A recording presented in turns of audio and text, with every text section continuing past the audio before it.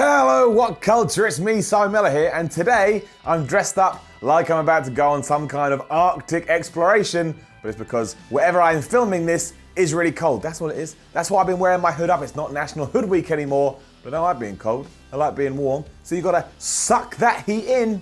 That's what I'm doing. But let's not worry about that because last night on Smackdown, it was probably one of the best Tuesday night shows we've had in ages, and the simple fact was, it was all down to Daniel Bryan being allowed to be a wrestler again, and we saw him get his ass whooped. I went crazy, the fans went crazy. It was just great. If you haven't seen Smackdown, go and watch Smackdown after with ups and downs.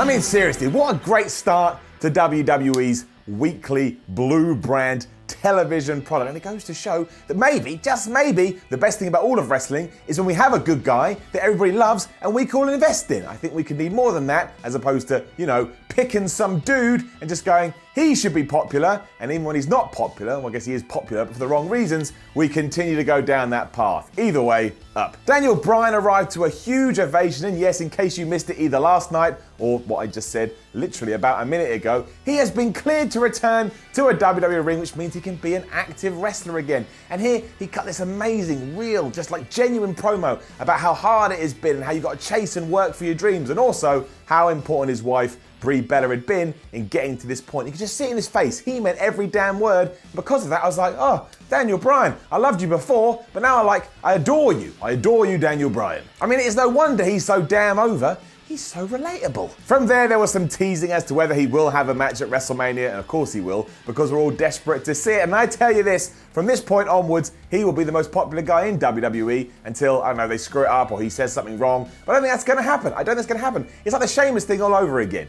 He got smashed in the face, lost in 18 seconds, and that was so it was just bad. And we didn't like it, that we rooted behind him even more. And now he's gone through this incredible real life hardship, so once again, we're gonna root behind him anymore. What a guy. What an absolute awesome man. I hope he goes on to just achieve everything. So welcome back, Daniel. It's genuinely lovely to have you here. And there was also a quick backstage segment after this bit where Dolph Ziggler just reappeared from wherever he's been and said, "Can't wait to beat you, Daniel. That will never happen. And if it does, kill me." Now I get it, AJ Styles is injured at the moment, so he's got to rest up so he's ready for WrestleMania, which means the expected tag match, which would have been Rusev Day, going against Styles and Nakamura, had to be shelved, and instead we got Rusev versus Shinsuke. But why do we need to job Rusev out again? Down. And it was a fun enough match and I enjoyed it to a point, but we are only 2.5 weeks away from the show of shows, and Rusev still doesn't have a direction, and that is doubly insulting to the Bulgarian brute, because you know what day the pay-per-view falls on? That's right, Rusev Day. There was a post-down beatdown of Nakamura by Rusev in English after Rusev had lost, and AJ Styles teased that he was going to interfere, but as it turned out, Rusev and English are such jobbers, Nakamura could do away with them by themselves, and that was it. It all came to an end, and I get it. I see what they're doing here, tease, but I just can't help it. If you job out Rusev, I get sad. We then cut to Charlotte where Natalya was telling her, "You can't beat Asuka." Down. For starters, this made no sense. Why does Natty even care? Surely she should be more focused on the match she was having with Charlotte on this night. If you beat her, Natty, you could be in line for a title shot. Why do you care about Charlotte versus Asuka at Mania 34? That is literally nothing to do with you. Instead, they just bickered for a while and took up precious TV time. There was a cool Asuka promo package before all this though. That can get enough. After this was our now weekly LOL segment between Shinsuke Nakamura and AJ Styles. And AJ was trying to get in there first with the whole, "You're going to beat me at WrestleMania" thing. But once again, Nakamura verbally got the upper hand. Now, Styles is starting to look a little bit silly during these bits, but it's still funny, so yeah, get to know. And then apparently we stepped into a time machine because we got Ty Dillinger versus Baron Corbin. And I don't know why. Down. It was just there for the sake of it, and yeah, Ty Dillinger lost after he got hit by the End of Days, courtesy of Baron Corbin, and they did flub it a little bit beforehand, but I don't care about that. This was just there because something needed to be there, and it kind of sucked. Thankfully though, WWE actually played off well between all the Charlotte and Natty stuff earlier in the night, because when they had their match, it was quite good and it was really intriguing up. So yeah, everything they did in the ring was solid enough, but the real joy came when Carmella came out to cash in her Money in the Bank. Unfortunately, she wasn't able to do it because Charlotte just booted her in the face, but that distracted her and Natty rolled her up for the 1, 2, 3. Usually beating the champ this close to WrestleMania, I would say, is really dumb. However, the commentators played it up, so we've got a nice little story because, yeah, Charlotte, you got to keep an eye out for Asuka because she's coming to whip your ass, but also there's other parameters at play here So, you know, you've got to be doubly worried. I like that. It gives the feud layers.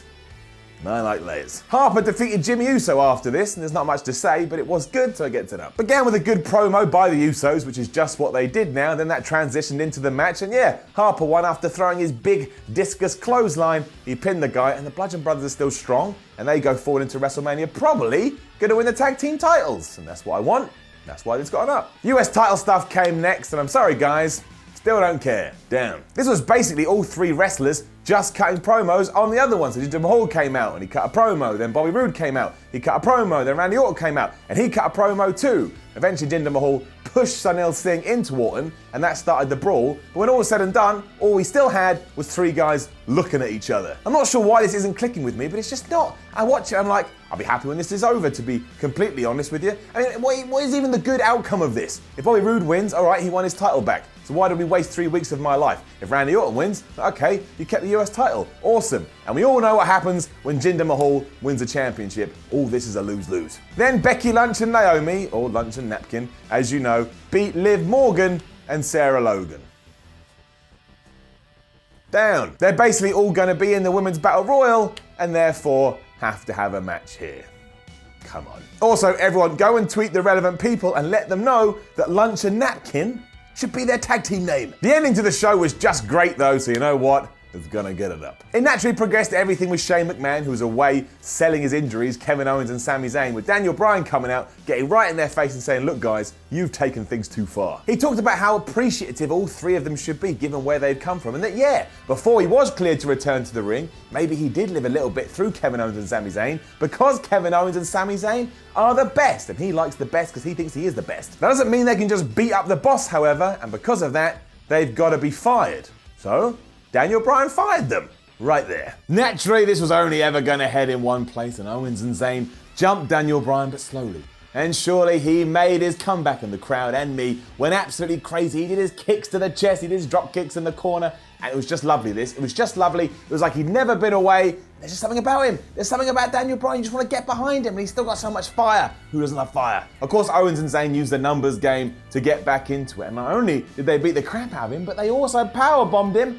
on the apron. So what a 180 that is. We've gone from nothing to 100 in less than 7 days, and Daniel Bryan got stretched out here. That ties into the storyline, and it probably does mean at Mania 34 we're getting Shane McMahon and Daniel Bryan versus Kevin Owens and Sami Zayn. But given that 2 days ago, literally 2 days ago, that match was impossible, it's not the greatest match ever. What a world we live in, and Daniel Bryan, just thank you for being a damn good egg. Now don't forget to leave a comment below and let us know what you thought about last night's Smackdown and Daniel Bryan. Like, share and subscribe. Head on to whatculture.com, read yourself some articles about Smackdown, Daniel Bryan, then follow What Culture on Twitter for What Culture WWE and tweet them about Smackdown and Daniel Bryan. My name is Simon from What Culture. Thank you as always for joining me for Ups and Downs, and who knows what will happen next week. Imagine a week ago I had told you Daniel Bryan was going to be back, you would have said I was crazy. Maybe, well you know, maybe 7 days we're getting the return of Repo Man. You just never know. Have a great day. Hey guys, thanks for watching the video. Don't forget to subscribe below, and if you're looking for more content like this, then try a few things that are floating about around my ears. Might be fun. I can't promise it though, but it might be.